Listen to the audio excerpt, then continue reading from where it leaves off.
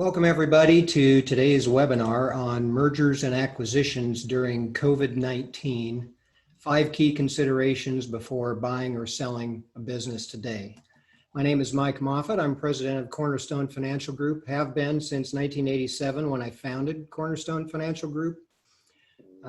That's been my full-time gig since then, but I would also say for a lot of you that are registered for this webinar, I noticed that there's a heavy ag focus. Probably about 2/3 of the folks here have an ag focus, and my second job, my part-time job through all those years was as a family farm son for many years, and then the manager of the farm in the last few years. So I have a lot of experience with a scoop shovel with a John Deere 40 manure spreader nearby.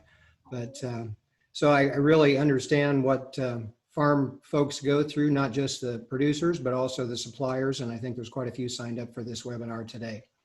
So welcome to everybody.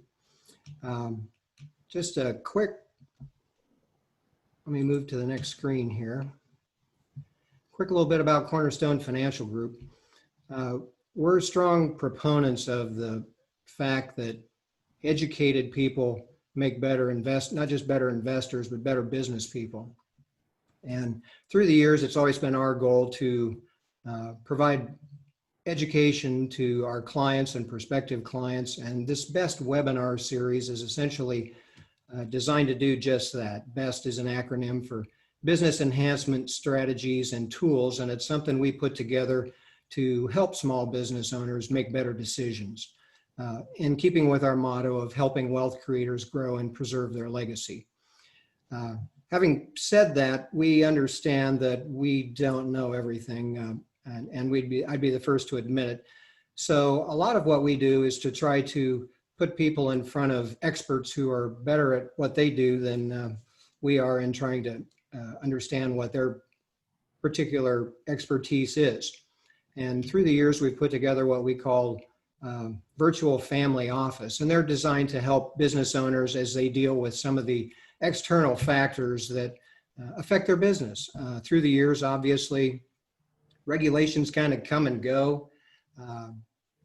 Sometimes you have more regulations, sometimes less regulations, kind of depends on who's in political power at any given point in time. Shrinking margins, I think a lot of folks are affected by that. Aging client base as the boomers get older, the trend to online business, and of course, the one thing that affects everybody, which is taxes. And so what we've tried to do is put together what we call a virtual family office, which is experts in many different areas. And some of you folks on this call, I'm sure already have lawyers, accountants that you're working with.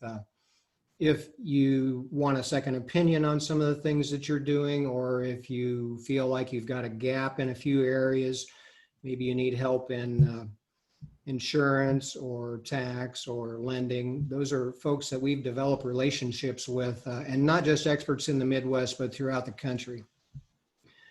Feel very solid about the folks that we have helping us on our virtual family office team.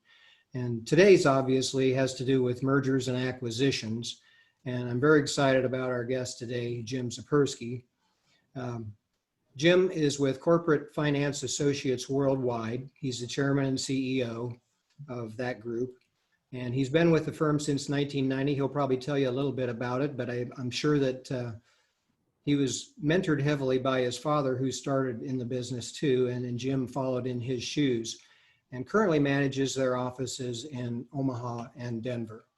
He's been involved in over 175 successful transactions through the years, and feels like he's an expert at working with companies led by the owner-operators and the founders of the business. And I would say in our dealings with business owners, those are some of our favorites to work with as well. And has experience working in businesses in and around the ag industry. So we're both associated with Silver Oak Securities. He has the same broker dealer as we do at Cornerstone Financial Group. And I'm sure he's going to share a lot of other things with you. He's got a lot of stories to tell, and he'll probably tell a few as today wears on here. So I'm going to turn things over to Jim. Take it away, Jim. Thank you, Mike. I appreciate it. And thank you all today for being on the call with us. These are certainly challenging and interesting times that we all live in. And having done this now for 30 years myself, Mike, this is my fourth recession. And we are in a recession. I think the economists have proved that. And this is the fourth one. So this is unique. This one's different. We haven't dealt with the pandemic before, which is creating some interesting opportunities for business buyers and business sellers and all business owners at this time. Hey, Jim, I wanted to mention one thing before you get too far into this. Yeah. I did forget to mention for everybody that this is in listen-only mode, this webinar.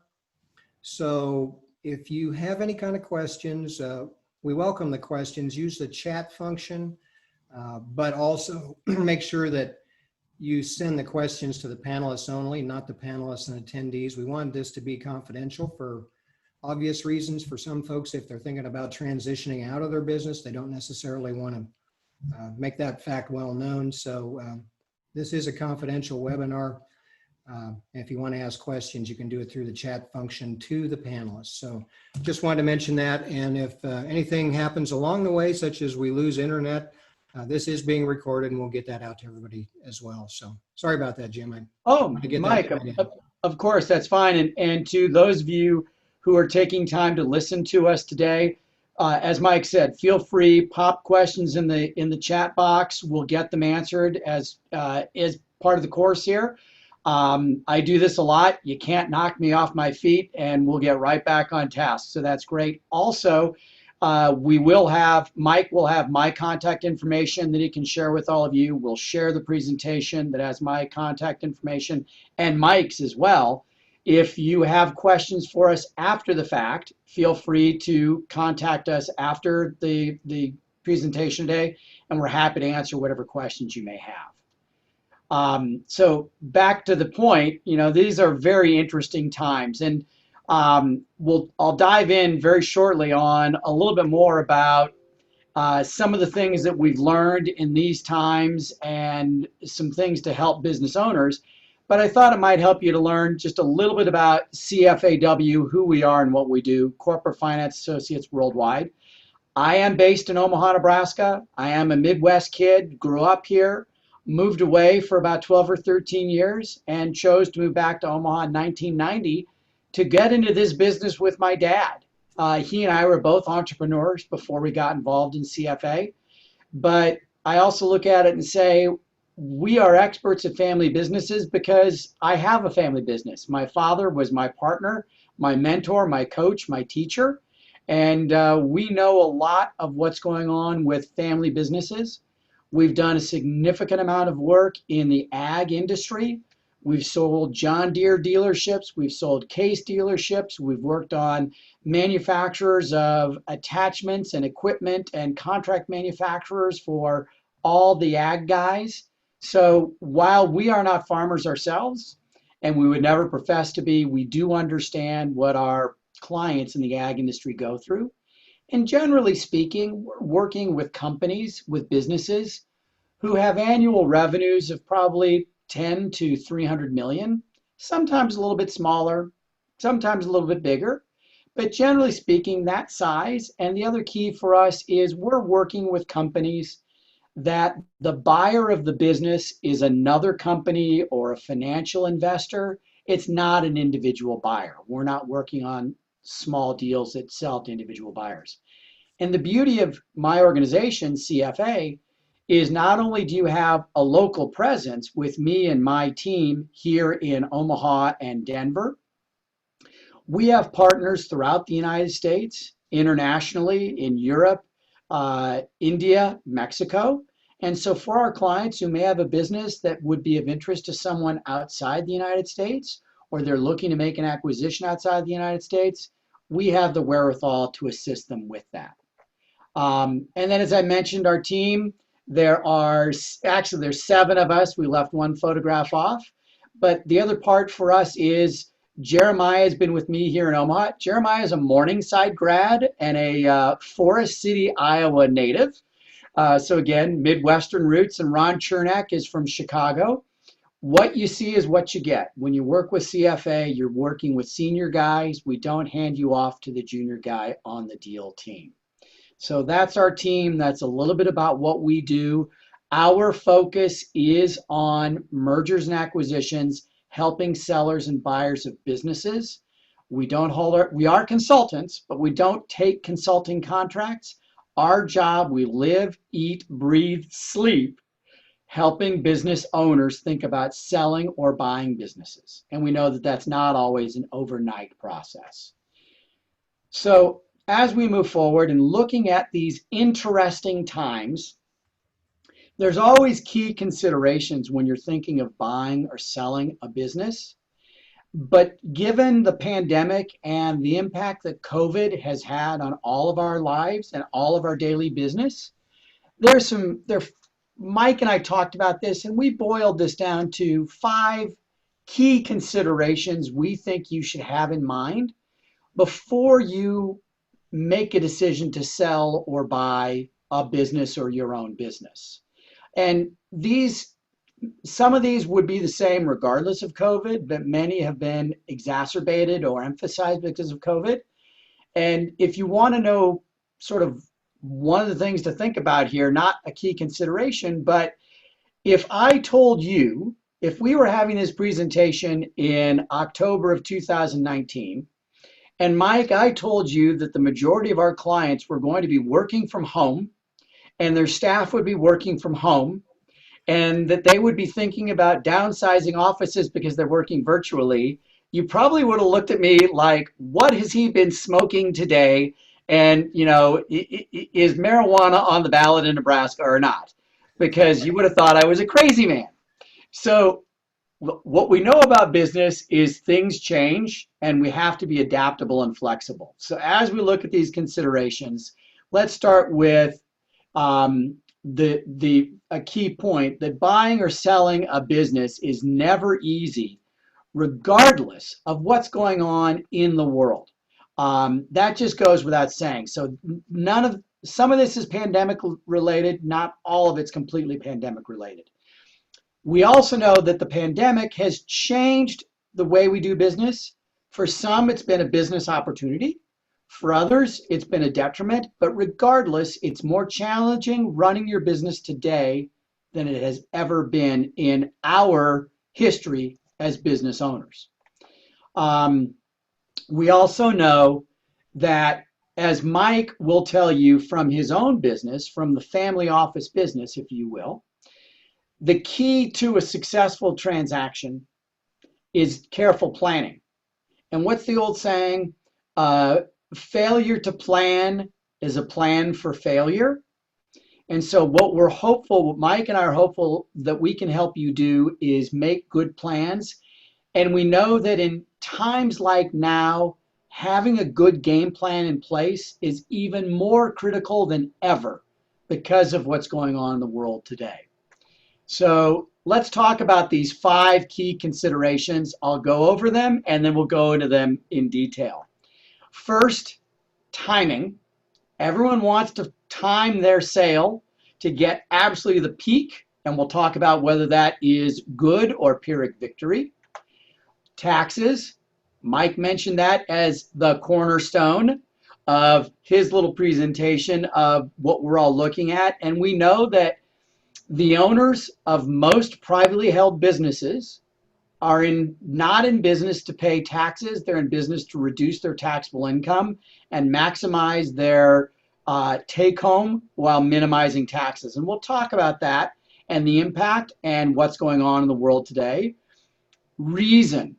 Why is the business owner selling, or why is the business buyer looking to make an acquisition? We'll talk about the reasons that business owners consider selling or buying. Preparation, we already talked about this. We'll go into greater details about what does the preparation mean and what's involved in the preparation process. And finally, I will share with you, after 30 years, going on 31 years of experience in the industry, some of the tips and tricks and traps to avoid in the M&A process. So we'll cover these 5 subjects, these 5 considerations. So moving forward, timing. My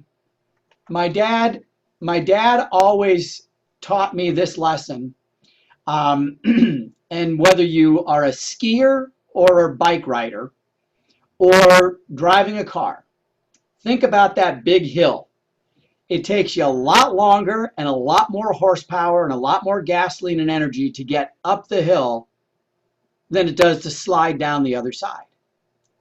And you as business owners know how long it took you to get to the top of the hill, to the top of the mountain.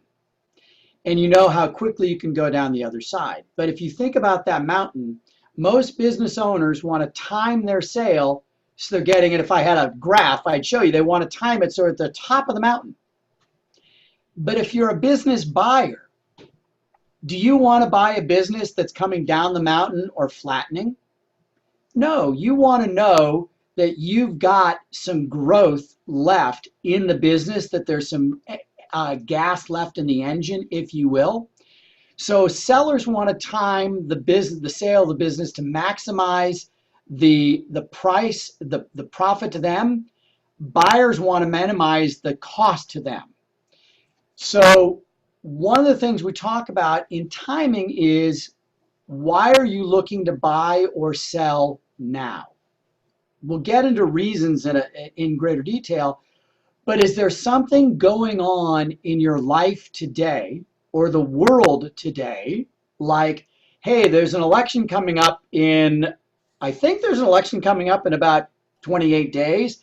Could that have an impact on taxes, which could impact the timing of a transaction? Yes, it could. So we want to look at what's the mitigating cause. The other thing that we talk about is businesses sometimes find themselves in trouble financially, or they may lose a key salesperson, they may lose a key customer. You know, John Deere is your biggest customer, you're making parts for them, and they choose to go to another vendor. It's hard to sell. You can sell your way out of trouble, but it's hard to sell a business out of trouble. So you can get your salesman on the road and sell more products and sell your way out of trouble that way. But it's hard to sell a business out of trouble, or to buy, if your business is having trouble, to buy another company and bolt that together and hope that gets you out of trouble. And we also want you to think about, is now the right time to buy or sell a business? Is it right emotionally? Is it right financially? What are you looking to gain from the sale? And is now the right time to do it? The other thing we want you to look at, what impact has COVID had on the operation or the earnings of the business? We have a lot of clients. We have one client in eastern Iowa along the river who April, May, June, my goodness, their sales were off 40% for the quarter from the same quarter the year before. It was all COVID. It was all due to COVID. We also have another client whose sales and profits are going through the roof because they were able to change their business, and they got involved. Actually, they found an ethyl alcohol manufacturer, an ethanol manufacturer, and they're turning ethanol into hand sanitizer. And they've been making a killing selling on contract hand sanitizer to a number of different clients. But the question is that a long-term play? Will they be able to maintain that business, or is that just a blip? So they were thinking, let's sell the business now because we're at this peak. Well, here's a company that's doubled their profits from last year, and the buyers are saying to us, Jim, that's great. What are they going to do next year? Will they have that same? So don't just think about the impact of COVID going down. Think about the businesses that have benefited from it. We have another customer who manufactures footwear. And during pandemic, they got into the business of making face masks, face coverings. They're making a fortune. How much longer will face covering sales last? We don't know. So Jim, how do you factor that in when you're negotiating a price on something like that? Mike, it's a great question. And we've been talking to buyers about it, and especially now that we've got some additional data. So let's go back to my first example, that business that had a really bad Q2. Their April, May, June was just terrible. They started climbing out July, August, September, and October looks better. We're talking to buyers about that and saying, Mr. Buyer, Mrs. Buyer, look, it's clearly pandemic. We're back up to where we were pre-pandemic. Will you look at that Q2 of 20 and say, you know what, if it hadn't been pandemic, it would have looked like Q2 19. So let's just sort of reinsert that in and look at the value of the business replacing that. Sure. In the second case, our client that has the hand sanitizer. Well, and I'll just use numbers. They were projecting that for the year they would have 8 to 9 million of profit. They'll do somewhere between 12 and 13. Next year they think they'll do 9 to 10. So we're advising our client, hey, take the profit from this year as a benefit and let's sell off that 8 to 10 million range and just assume that this is the anomaly and get the buyer to understand it's a blip. It did get us in a new product line. We're not asking to get paid off the high water mark. We're getting asked to pay off normalized. So that's how we look at it. Now, getting lenders, getting bankers to agree to that is a story for another presentation, but that's a story for another day. You know, and we also look at what impact COVID has on the operations and earnings of the buyer. You know, are they being negatively impacted? Do they have the borrowing base to go out and get capital for businesses as they did before? And we also want to know, where is that seller in their business cycle? Are they growing, declining, or maintaining? And all of you business owners know that, and you know, you've gone to these seminars and you've seen this.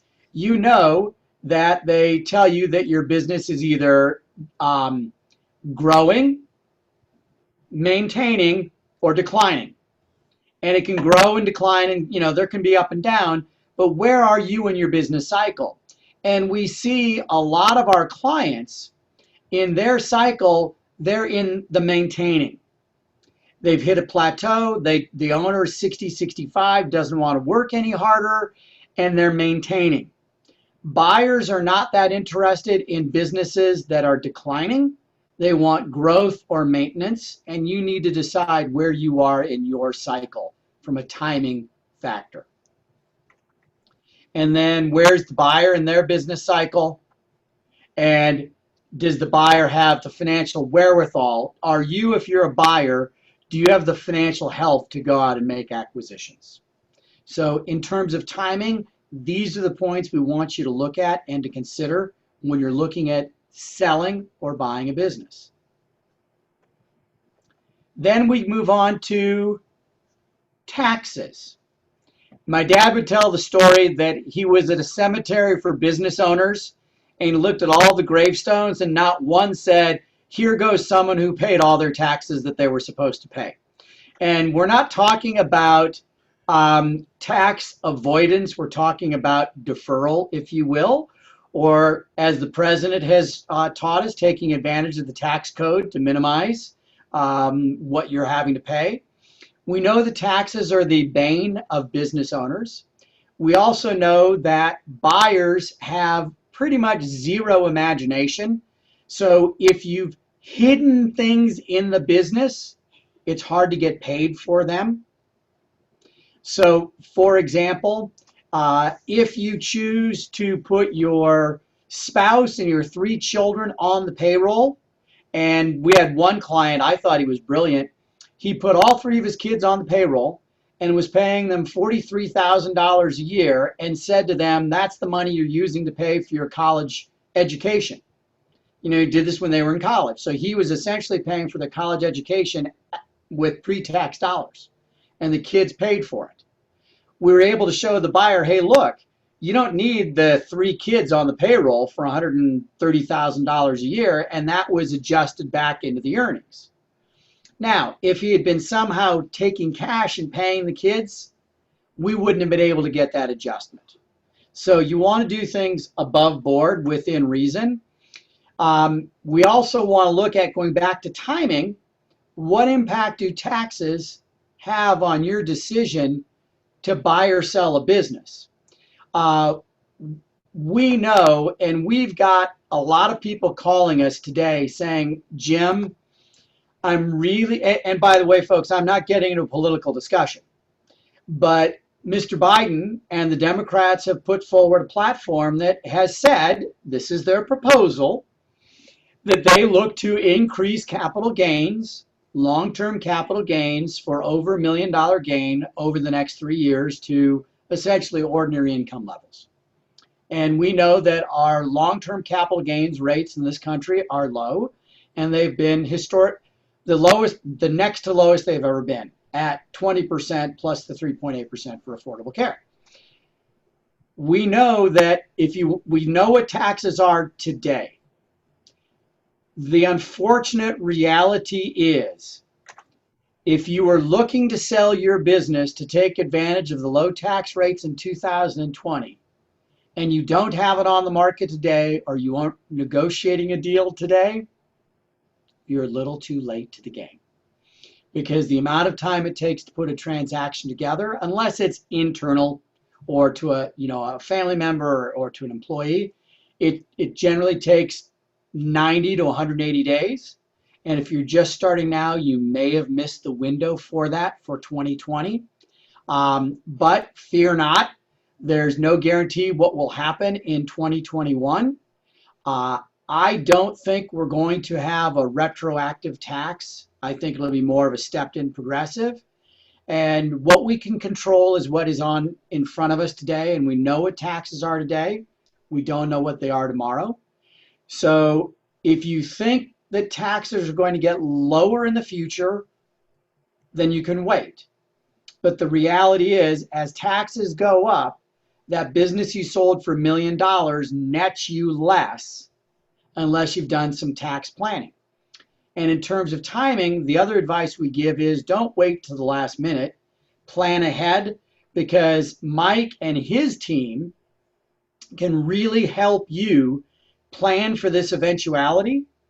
And the best deals that we've negotiated with the best outcome for our clients have been when our clients have met with their advisors like Mike and planned this out 3 to 5 years in advance, so they can put strategy in place to take advantage of all the benefits that they can.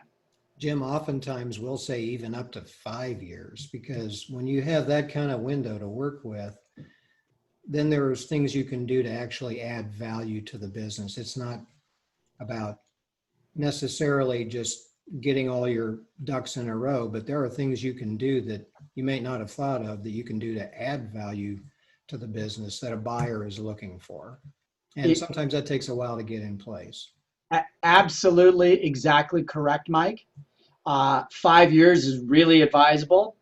The other thing we always tell people, I have this discussion, and those of you, if you work with Mike as your financial advisor, you may say, hey, Mike, you've got me in this investment, or we together decided to get into this investment.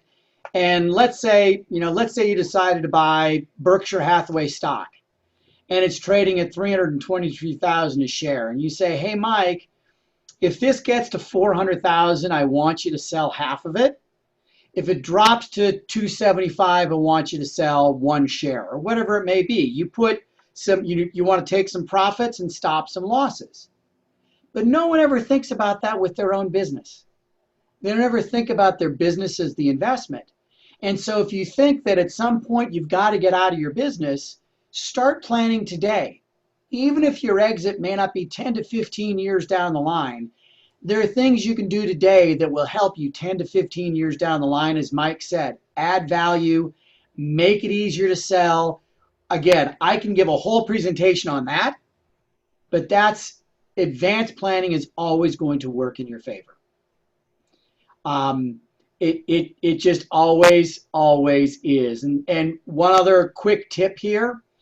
I know many of you look at doing things like putting money into a charitable remainder trust. And maybe you went to a seminar that talked about a CRT or a CRUT, whatever you want to call it. And you engage CFA to sell your business and say, oh, Jim, I want to set up a CRT. It's a little late at that point. You want to get that set up before you engage us to start talking about selling the business. That's one of the rules.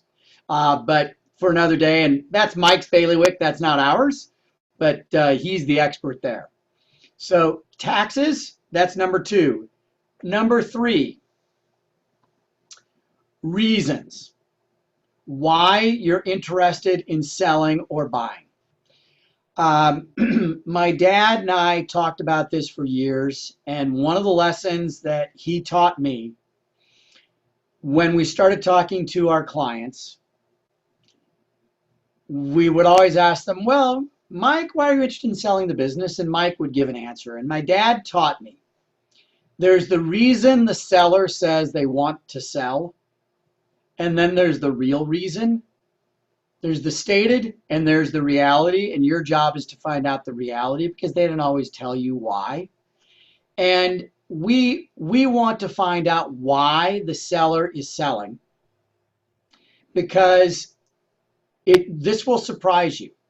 When we ask our clients, what do you think the first 2 questions a buyer is going to ask are, the seller always thinks, well, they want to know what the price is and what are my terms. And we say, no, not correct. The first question the buyer is going to ask you, why are you selling the business? What motivates you to sell? And buyers have this mindset. And if you've ever bought a business, maybe you had the same mindset. But buyers have this mindset, if Mike's business, if Moffett Industries, this manufacturer of parts for John Deere, is doing so well, why would Mike want to sell it?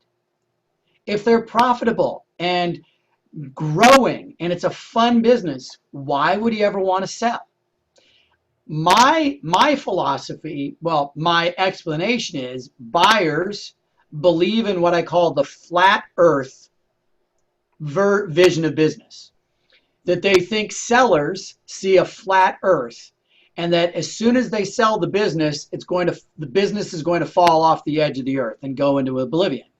And that the reason the seller is selling is they know something bad is going to happen in the future. And that's why the seller wants to get out. They want to get out before something bad happens. So you want to make sure that you have a good logical explanation for why you want to sell the business. And by the way, if you are a 42-year-old person in good health, saying that you're selling for retirement and estate planning purposes because you're tired and want to get out of business usually doesn't hold a lot of water with buyers. Now, if you got gray hair like Mike and I do, that'll help. And he and I are both a little older than 42. But you want to be able to fully describe why you're interested in selling. And the second question the buyers ask, is the seller really motivated to sell? Or is this just a fishing expedition? Do they just want to find out what their business is worth so they can set the price for their son or their daughter or their partner? Are they really motivated? What is motivating them to sell? And do you find situations where a person, maybe they're 70, 75 years old, they're looking to sell because they feel like their customers are looking for somebody younger that they want to work with? Absolutely. They're not going to be around maybe that much longer. Mike, that's a great point and a very quick story. And as Mike said, I'm a raconteur. I'm the son of a raconteur. I tell stories, and that's how I make examples. We had a client whose business we were selling, and it was a husband-wife team, and the husband was 79 and the wife was 71, and they had no kids involved in the business. And the husband kept saying, no one can know it's for sale. It's got to be highly confidential, which they always are, but no one can know we're selling. And the wife looked at him and said, honey, I love you. You're 79. Your health is failing. Don't you think the competitors are already telling the world that Bill is getting sick? You better do business with us because he's going to die and no one's going to run the business. And he laughed. And so, yes, Mike, many business owners will say for the health of the business and to bring some younger blood and for the longevity, we need to look to sell. Very reasonable and logical explanation. And on the flip side to this, why is the seller selling? We will ask buyers, why are you looking to make the acquisition? When we're representing a seller, we will ask the buyer, what interested you in this company? And we really want to find out, excuse me, are they interested in buying something or are they just nosy? I was interviewing a buyer. It was a large company, and we were talking, and they were very interested in our client. And before we shared any sensitive information, I said to them, how long have you been looking to buy? And they said, oh, 3 or 4 years. Great. How many deals have you looked at? 50. Okay. How many offers have you made? None. Why? Oh, we just haven't found the right thing yet. And I just sort of thought, 50 deals in 5 years and nothing tripped your trigger to make an offer? And we decided that this was a professional tire kicker. They really weren't interested in buying anything, and so we did not move forward with them. And I know they're still out there and they still haven't made an acquisition yet. So sellers also need to understand that they can ask buyer the questions, the same questions that they're being asked, but you really want to know, if you're a buyer, why is the seller selling? And if you're a seller, why is the buyer buying? And you want to find out why the buyer is buying before you start negotiating price. So who is buying these days? I mean, is there a certain type of person or entity that you see is coming to the front? Mike, we are seeing, excuse me, 1 second here. Sorry to keep clearing my throat over his ears. We are seeing record amounts of cash on corporate balance sheets. Prior to the pandemic, companies were loading up on cash. I'm sure many of you, like I, loaded up on cash. I stopped my spending as I could to weather the storm. And so we see a lot of companies that have done that, public companies and large privates. So they've got a lot of cash to spend. Interest rates are low. They're not getting any money parking that cash in the bank. So there's a lot of companies out there looking at growth or acquisitions. And then we've got the whole financial buyer, private equity group sector. And the amount of capital they have on their balance sheet is measured with a T, as in trillions. And they need to invest that cash in the next 5 to 6 years. So they are literally bombarding our group and other groups like ours every day with, do you have any businesses for sale? Do you have any good businesses for sale? So that's who we're seeing in the market today. A little less on the individual buyers, but much more so on the corporate entities and the financial buyers. And we also know that, we talked about that motivation is a critical element to decipher before you get into the negotiation. And you also want to know what the seller's trying to accomplish before you go through a sale. And this is important on both sides. If you are 90 years old and want to sell the business, you probably don't want to take a structured transaction that pays out over 5 years. By the same token, if you're 42 years old and say you only want cash, you're not willing to look at anything in the future, the buyer's going to say, is that seller worried about the future? So you want to match the type of deal you're getting also with the goals and objectives that you're trying to gain through the process. And same thing for the buyer. What are they looking to gain? Some buyers are buying to get a product line, to get a sales organization, to get management, to get geography, whatever. Try and figure out what they're trying to gain and how many of those boxes you check off, and that'll help you negotiate a better deal. So it's very important to figure out, why am I selling? What am I looking for? Etc., which leads right into our next point, preparation. Preparation is absolutely critical. Mike and I have talked about this already significantly. And I guess the question that I always ask clients, would you make a multi-million-dollar decision without any planning or preparation, without any due diligence or research on your side? I know you wouldn't. So you shouldn't go into this process of selling or buying a business without any preparation or any thought.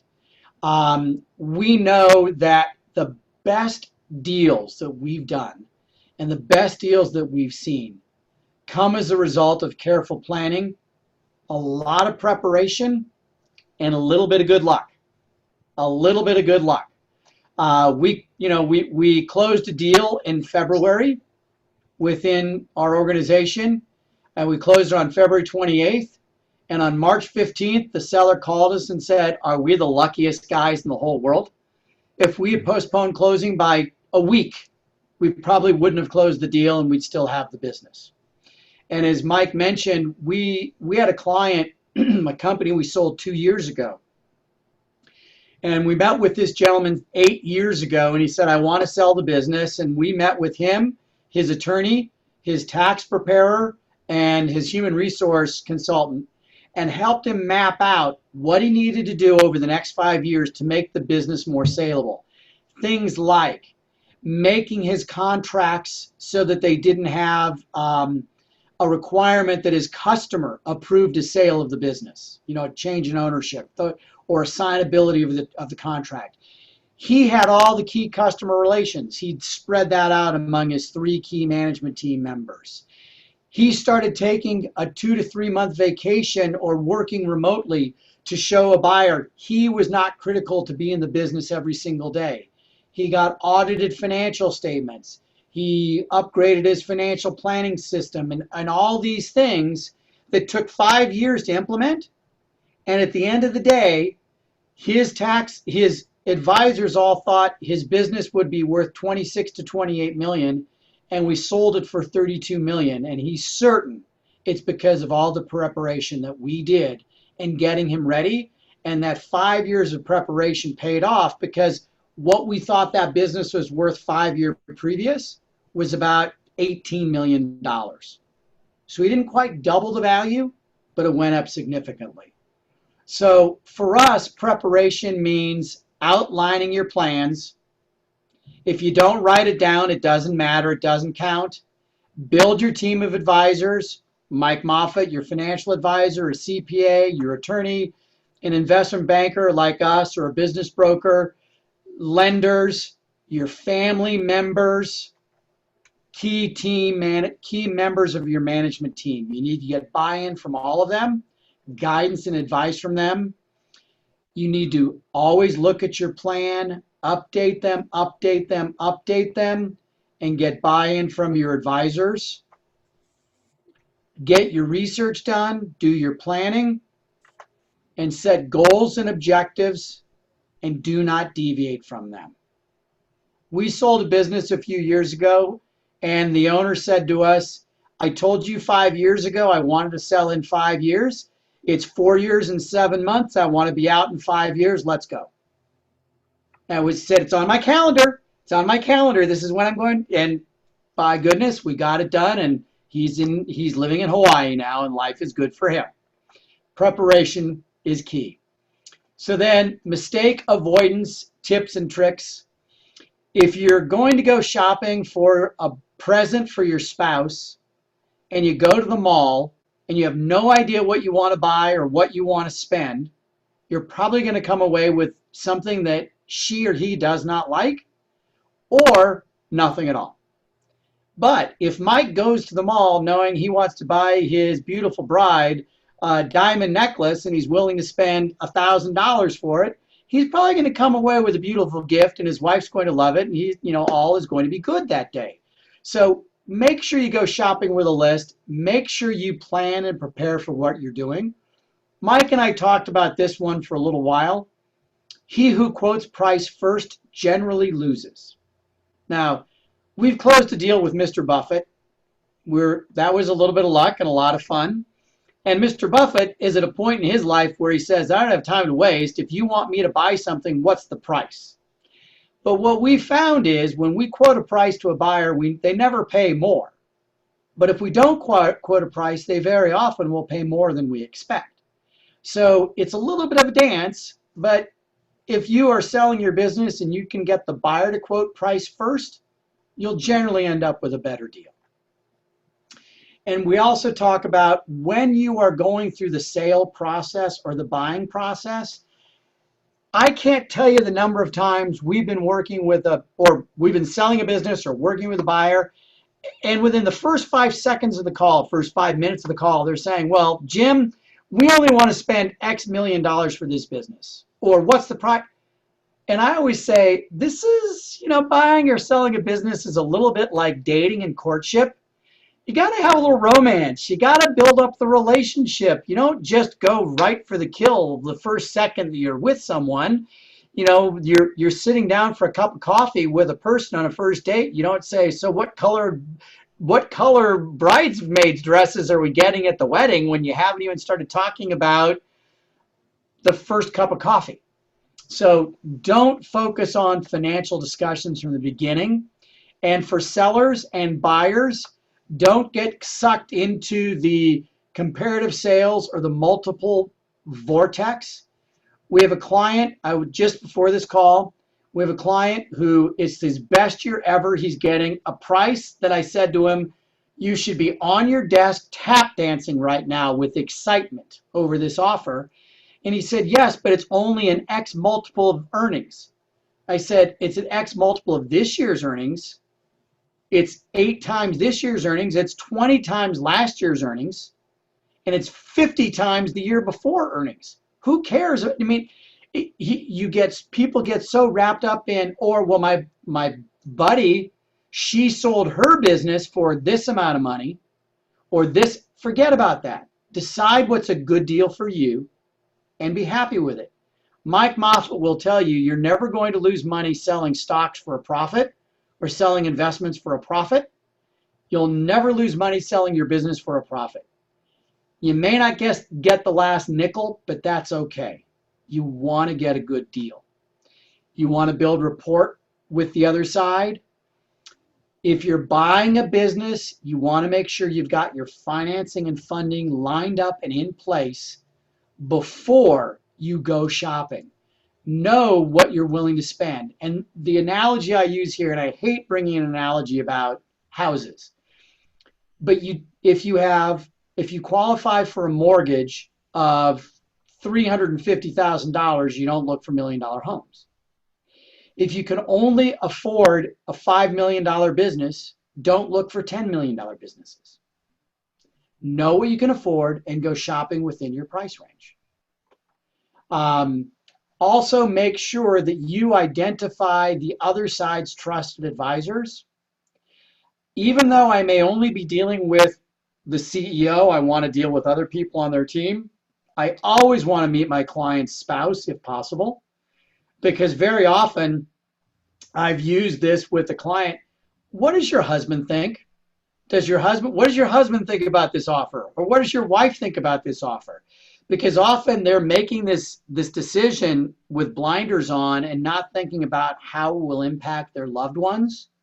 And you need to get the buy-in from the loved ones as well. And so it's helpful to identify and work with the other side's trusted advisors. I can't tell you the number of times that a client has said, oh, well, she told me that she'd pay $5 million. Do you have it in writing? If it's not in writing, it doesn't count. It really doesn't count. Get it in writing. Reduce every offer to writing. We tell people we can read a whole lot better than we can speculate. Get it in writing. One other big tip, selling or buying a business is a marathon. But it's a marathon made up of a bunch of sprints. You sprint and then you wait a little bit. And you sprint and then you wait a little bit. Be prepared for the long haul. It's a long haul. And that's where your trusted advisors will come in, because they've done this before. You may not have. And just be prepared. It's a long haul, but keep your eye focused on the prize. The prize is the finish line. And when I was talking to our client today, and I said, what I want you to focus on is that when we close this deal on November 30, you're getting a check for $80 million and you can retire.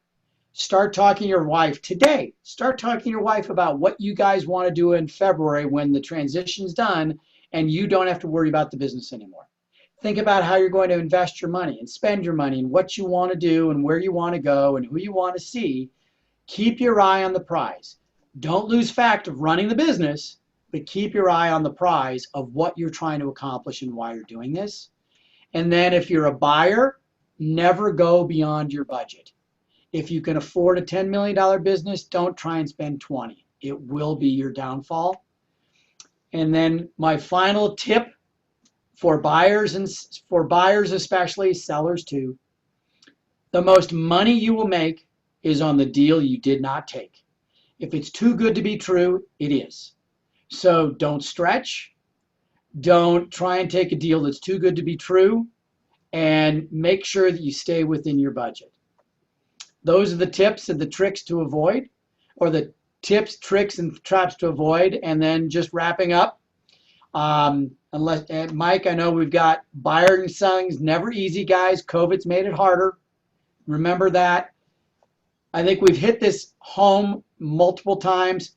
Preparation, preparation, preparation, preparation, preparation. Write it down, review it, think about it, prepare for it.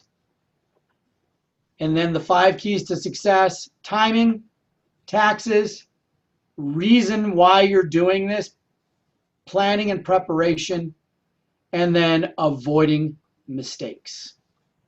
Those are the 5 key areas of consideration for looking at doing M&A in times like this today.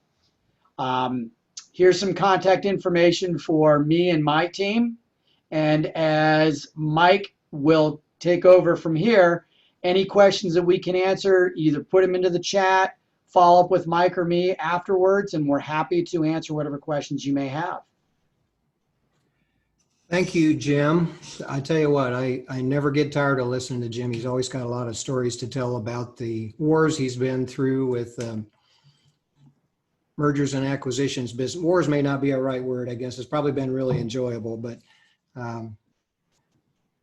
lots of stories to tell. And I'm going to check here. I don't see any questions right now. If you do have any questions, this would be a time to ask them through the chat function, as we talked about earlier. But in the meantime, I wanted to point out our next upcoming webinar in the Best Webinar series has to do with the CARES Act changes. It's a 2020 tax update. And also the person who's putting this on is a CPA with Eide Bailey, LLP, one of the larger law firms in the country. And she'll be going over the presidential candidates' proposals as well. As you notice, October 28th is right before the election. So if you want a few more details on what their proposals are, as well as some of the tax acts that have happened during this year as a result of COVID, you might want to tune into that one. You notice it actually is at 11 a.m. Central. It's an hour later. If you want to register to that, simply go to cfgiowa.com under the events tab, and there'll be a place there to sign up. Hey, Mike, before you go on, just one other quick point. For those, I know many of you business owners got PPP loans, payroll protection loans. Those have had an impact on M&A. They have put a change in the way we close deals. The SBA just came out with some guidance on PPP impact on M&A. It just came out on Friday. So if you are thinking about selling a business and you took a PPP loan, or you're buying a business and the seller took a PPP, make sure you consult with your tax advisor, with your attorney, with us on what you should do to make sure you don't make mistakes with that. Just thought that was topical given that was part of the CARES Act. Sorry, Mike. No problem. Good point, Jim. I'm sure there's a lot of folks out there that have had PPP loans. So anyway, Wednesday, October 28th is our next one, 11 a.m. Central, has to do with CARE Act's changes in the presidential candidates' proposals. In closing, I was on the Exit Planning Institute website last week, and they do lots of studies, but one of the ones that I noticed that really caught my eye was a study of business owners uh, throughout the Midwest, and they found that in general, 83%, most of them, felt like a transition strategy is important. That's not news, right? I mean, anybody would probably think that a transition strategy is important. But then some things started to pop up which didn't really jive with that. One is that 62% paid little or no attention to actually having an exit plan. 42% had done no planning at all. And I noticed one of the things that Jim mentioned was, you've got an offer, write it down. That also applies to transition plans, and 71% of them said that they had no company transition plan. So if you want to be successful in transitioning your business, it's good to do the planning and also to write it down. And if you're curious as to how far along you are in that process, whether you've really given it much thought or not, I mean, in the back of your mind, you might be thinking of it, but how ready are you really? I might suggest that you go to our website, cfgiowa.com, and there's a button towards the bottom of the home page that says Get Your Pre-Score. And that pre-score, the best way to define that, if you were to ask me what that is just simply how ready you are and the likelihood that you can actually exit your business without regret. Because there's a lot of folks that really, and I'm sure Jim has plenty of stories he could probably tell in another day about businesses that tried to sell and didn't work out like they'd want. And the last thing you want to have a going concern that you're selling. You don't want it to be an asset sale, obviously. So anybody who signs up for this pre-score and gets through that, we'll send them out a white paper, which is an exit checklist of things you ought to be considering as you get ready to transition your business. So with that, I want to thank Jim for being on this presentation with us today. Lots of good information. If anybody has any questions, and you can either reach out to Jim or reach out to us. There's our 800 number on the screen. I didn't see any other questions come in. Let me check real quick. And I don't see any. So thank you, Jim, for helping us with our presentation today. And everybody out there, stay safe and have a good day.